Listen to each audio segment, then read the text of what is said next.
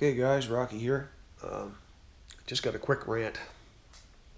I don't like to rant too much. Well, I do like to rant, but I don't like to do it on camera.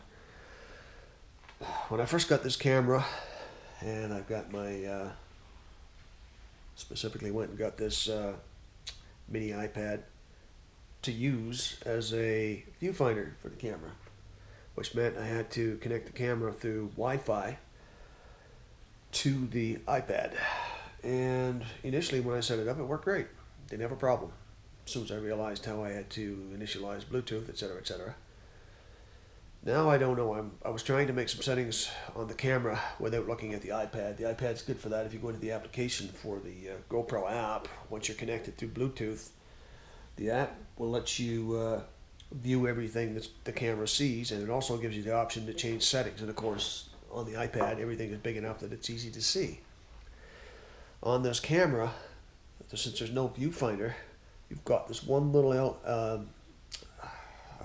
display on it, LCD I think it is, and everything on there is so small, and it's not backlit, so it's hard to read. You have to get in a really good bright light source, and then you have to be able to have good eyes or wear your glasses or whatever, and then it's hard to see. So I was messing around with the settings. Didn't have glasses on, didn't have it in a good lighting area.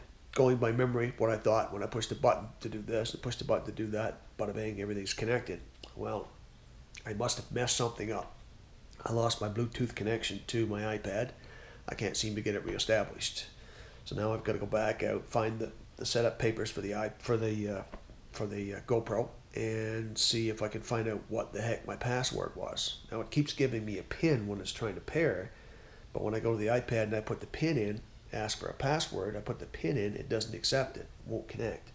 So I'm not sure. I'm probably just doing something stupid. I got to go out and get my papers. I think they're in the garage. Have another look and see if I can figure out how to make that work. So in the meantime, I'm guessing as to what I'm getting on video because I don't have a viewfinder.